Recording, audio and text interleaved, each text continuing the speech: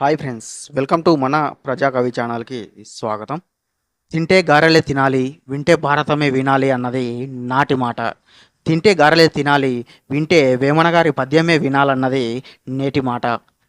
Hi friends, ఈరోజు వీడియోలో మనం తీసుకునేటువంటి ఆహారం వల్లనే, అంటే ఇక్కడ మనం అంటే కేవలం మనం మాత్రమే కాదు, పశువులు కానివ్వండి, జీవరాశులు కానివ్వండి, ఈ భూమిపై ఉన్నటువంటి ప్రతి జీవరాశి వాటి వాటి యొక్క ఆహార అలవాట్లను బట్టి అవి ఏవైతే పదార్థం తింటాయో ఆ పదార్థం వల్ల, అంటే మనము తినేటువంటి ఆహారం వల్లనే సృష్టి యొక్క మనుగడ, లేదంటే వాటి వాటి జీవరాశుల యొక్క మనుగడ ఏ విధంగా కొనసాగుతుంది అనేటువంటి విషయాన్ని చూద్దాం.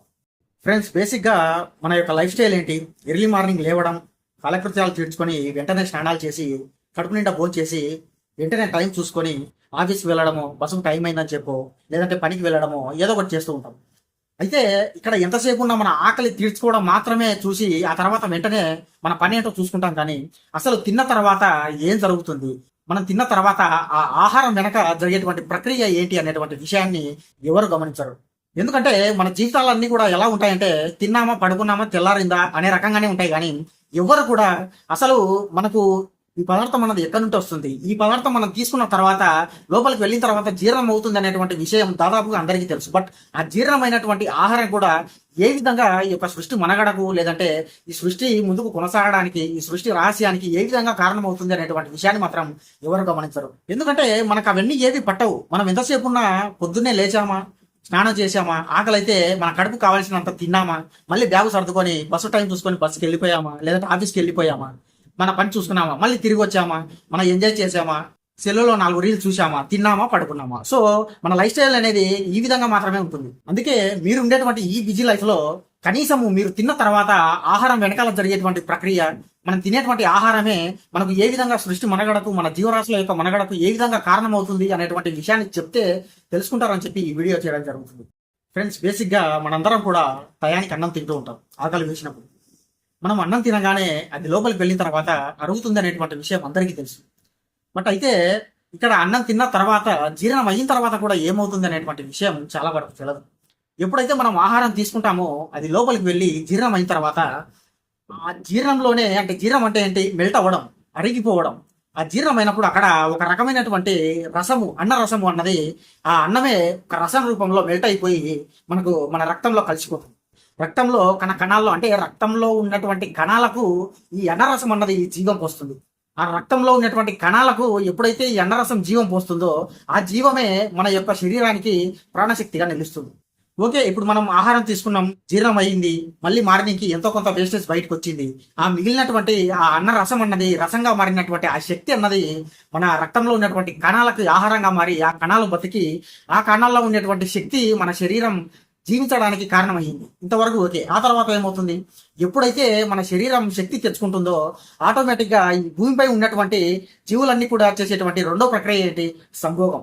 ఎప్పుడైతే మనకు శరీరానికి శక్తి వస్తుందో ఆ శక్తి వల్లనే మనము స్త్రీ పురుష సంయోగం జరిగి ఆ సంయోగంలో మనకు ఆ శక్తి ద్వారానే మన శరీరంలో ఒక రకమైనటువంటి రసాయనిక చర్య జరిగి మన శరీరంలో ఉత్పత్తి అయ్యేటువంటి ఆ కణాల వల్లే మళ్ళీ ఒక బీజము, అంటే ఆ కణాలు ఒక బీజంగా మారి ఆ బీజమే ఒక కొత్త జీవానికి, లేదంటే ఈ సృష్టి మనుగడకు, ఈ జీవ మనుగడకు, లేదంటే ఈ సృష్టి ముందుకు వెళ్ళడానికి ఆ బీజమే కారణమవుతుంది కదా.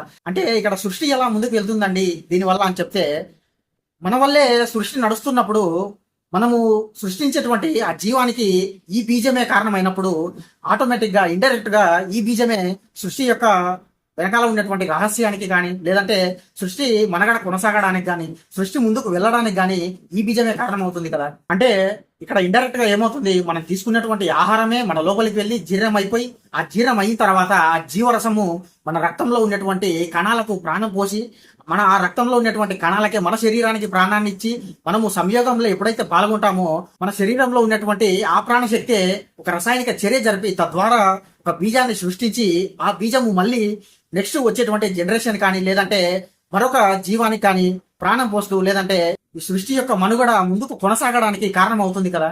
మరి దీనంతటికి కారణం ఏంటి, మనం తీసుకునేటువంటి ఆహారమే కారణం అవుతుంది కదా.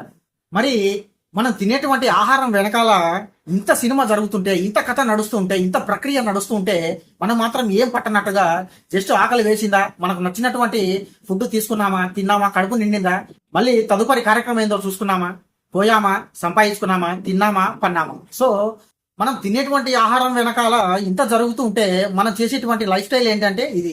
సో ఇది ఫ్రెండ్స్, విన్నారు కదా, మనం తీసుకునేటువంటి ఆహారం వల్లనే ఈ జీవుల యొక్క మనుగడ, ఈ సృష్టి యొక్క మనుగడ కొనసాగుతుంది అనేటువంటి విషయాన్ని చూశారు కదా. సో ఇదే విషయాన్ని యోగి వేమన గారు చెప్పినటువంటి ఒక చక్కటి పద్యం ద్వారా తెలుసుకుందాం. అన్న రసము వలన నలబిందు రసమయ్యే, బిందు రసము వలన బీజమయ్యే, బిందు బీజములను భేదించి చూడరా విశ్వదాభిరామ వినురవేమ. అంటే ఫ్రెండ్స్ ఇక్కడ చూడండి, అన్న రసము వలన నలబిందు రసమయ్యే అన్నాడు. ఇక్కడ మనం ఎప్పుడైతే ఆహారాన్ని తీసుకుంటామో తద్వారా అది జీర్ణం అయిపోయిన తర్వాత దానివల్ల ఉత్పత్తి అయ్యేటువంటి ఆ రసమే ఈ యొక్క మన రక్తంలో కలిసి ఒక ప్రాణశక్తిగా మారుతుందని చెప్తున్నాడు. అంతే కదా, మనం ఎప్పుడైతే ఆహారాన్ని తీసుకుంటామో ఆ తర్వాత అన్నరసం అన్నది ఒకటి ఉత్పత్తి అయిపోయి ఆ రసము మన రక్తంలో కణాలలో కలిసి ఆ కణాలకు వచ్చేటువంటి శక్తే మనకు మన శరీరానికి ప్రాణశక్తిగా మారుతుంది అని చెప్తున్నాడు. అందుకే నల్ల బిందు రసమయ్య అన్నాడు. ఇక్కడ నల్ల బిందు అంటే అలా బిందు అంటే తీసుకున్నటువంటి ఆహారము ఈ విధంగా బిందు రసముగా మారుతుంది అని చెప్పి దాని భావం.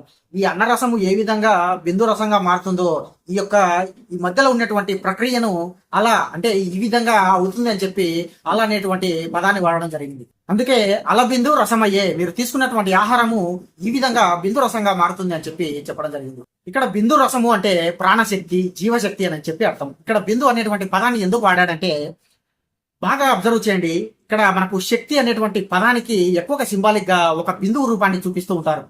పరమాత్ముని యొక్క స్వరూపాన్ని గాని లేదంటే ఒక శక్తి రూపాన్ని గాని దానికి సింబాలిక్ గా ఒక బిందువు రూపంగా చూపిస్తూ ఉంటారు చాలా మంది. అందుకే మన ఆహారం వల్ల ఉత్పత్తి అయ్యేటువంటి ఆ ప్రాణశక్తిని వేమన గారు ఇక్కడ బిందు రసంగా వర్ణించడం జరిగింది.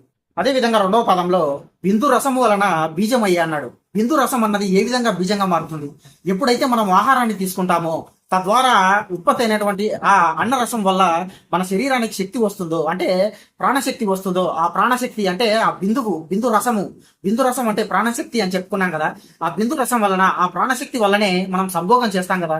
ఆ సంభోగంలోనే మనలో ఉన్నటువంటి ఆ రసాయనిక చర్య జరిగి మనకు అక్కడే ఒక బీజం అన్నది మన కణాలు అన్నవి ఉత్పత్తి అవుతాయి కదా. అందుకే బిందు రసం వలన బీజం అయ్యే అన్నాడు.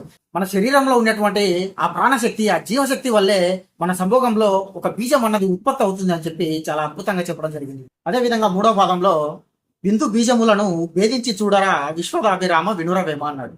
అంటే దీని అర్థం ఏంటంటే మన యొక్క జీవుల మనుగడకు లేదంటే నెక్స్ట్ జనరేషన్ కి అదే విధంగా ఈ సృష్టి యొక్క మనుగడకు కారణమైనటువంటి ఆ బీజములను బిందువును భేదించి చూడండి అని చెప్తున్నాడు. ఇక్కడ భేదించి చూడడం అంటే రెండింటిని విడదీసి విడమరచి అందులో ఉన్నటువంటి తత్వాన్ని గాని సృష్టి వెనకాల ఉన్నటువంటి రహస్యాన్ని గాని పరమాత్ముని యొక్క తత్వాన్ని గాని అర్థం చేసుకోండి అని చెప్పి దాని భావం. అందుకే భేదించి చూడరా అన్నాడు. ఈ సృష్టి యొక్క మనుగడకు, ఈ జీవుల యొక్క మనుగడకు ఏది కారణం? బీజమే కదా కారణం. మరి ఆ బీజం ఉత్పత్తి కావడానికి కారణం ఏంటి? బిందువే కారణం కదా. ఇక్కడ బిందువు అంటే ప్రాణశక్తే కదా. మనలో ఆ ప్రాణశక్తి ఉంటేనే కదా మనము అంటే సృష్టి మనుగడకు కానీ జీవ మనుగడకు కానీ కారణమైనటువంటి ఆ బీజాన్ని ఉత్పత్తి చేయగలిగేది ఎప్పుడు మనలో శక్తి ఉంటేనే మనం ఆ బీజాన్ని ఉత్పత్తి చేయగలం. సో అందుకే ఈ యొక్క సృష్టికి కారణమైనటువంటి సృష్టి యొక్క మనుగడకు గాని జీవ మనుగడకు గాని కారణమైనటువంటి ఆ బీజాన్ని, అదే విధంగా ఆ బీజాన్ని సృష్టించడానికి కారణమైనటువంటి ఆ ప్రాణశక్తిని రెండింటిని కూడా విభేదించి చూడండి అని చెప్తున్నాడు. అలా భేదించి చూస్తేనే, రెండింటిని విడదీసి చూస్తేనే ఆ రెండు కలయిక వల్ల ఏ విధంగా ఈ సృష్టి యొక్క మనుగడ అన్నది, ఈ సృష్టి యొక్క రహస్యం అన్నది లేదంటే ఆ పరమాత్మని యొక్క తత్వం అన్నది ఏ విధంగా ఉంటుంది అనేటువంటి విషయం మనకు అర్థం అవుతుందని చెప్పి చాలా అద్భుతంగా చెప్పడం జరిగింది. అందుకే బిందు బీజములను భేదించి చూడరా విశ్వదాభిరామ వినురవేమ. సో ఫ్రెండ్స్, చూశారు కదా ఎంత అద్భుతంగా చెప్పాడో చూడండి. కేవలం మనం తీసుకునేటువంటి ఆహారమే అన్నరసంగా మారి ఆ అన్నరసము మన రక్తంలో ఉన్నటువంటి కణాలకు జీవం పోసి ఆ రక్త కణాల్లో ఉన్నటువంటి ఆ జీవమే మళ్ళీ మన శరీరం యొక్క ప్రాణశక్తికి కారణమై ఆ ప్రాణశక్తి మనలో ఉండేటువంటి ఆ సంభోగం ద్వారా ఆ బీజాన్ని కానీ ఆ కణాలను కానీ ఉత్పత్తి చేసి ఆ బీజమే మళ్ళీ మన యొక్క జీవ మనుగడకు చివరికి సృష్టి యొక్క రహస్యానికి కూడా కారణం అవుతుంది అని చెప్పి చాలా అద్భుతంగా చెప్పడం జరిగింది. సో ఇది ఫ్రెండ్స్, మరో వీడియోలో మరో పద్యంతో మళ్ళీ కలుద్దాం. అంతవరకు సెలవు. Keep watching.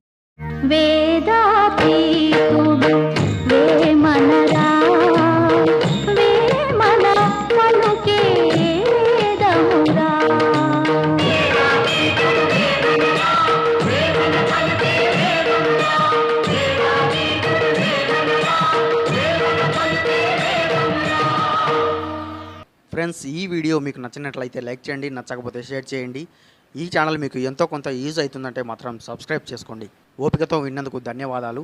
వేమన గారి ఆశీస్సులు ఎల్లప్పుడూ మీపై ఉండాలని కోరుకుంటూ ఇట్లు మీ ప్రజాకవి.